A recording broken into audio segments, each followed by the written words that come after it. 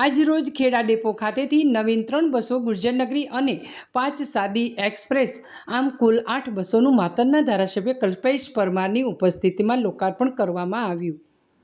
Kheda depot ખાતે માનનીય માતર ધારાસભ્ય કલ્પેશ પરમાર તેમજ વિભાગીય નિયામક શ્રી ડી મહાજન તથા ખેડા નગરપાલિકા પ્રમુખ જ્યોત્સનાબેન પટેલે તથા ખેડા શહેરના ભાજપના પ્રમુખ કિશોરસિંહ તથા જિલ્લા યુવા પ્રમુખ મોન્ટુભાઈ, નગરપાલિકા ઉપપ્રમુખ અક્ષય ભાવસાર તથા કારોબારી ચેરમેન અંકિત પટેલ તથા ડેપો મેનેજર FM મલેક તથા TI રૂપાભાઈ સાથે મળીને આજ રોજ ખેડા ડેપો ખાતે આવેલ નવીન 3 બસો ગુર્જરનગરી અને 5 સાદી એક્સપ્રેસ આમ કુલ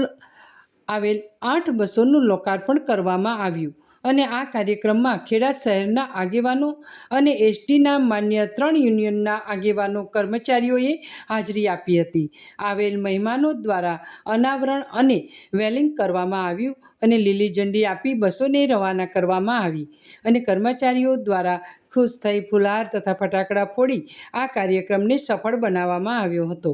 ખેડાના નગરજનોને આ નવી બસોની શરૂઆત થતાં નગરજનોમાં અનેરો ઉત્સાહ જોવા મળ્યો હતો।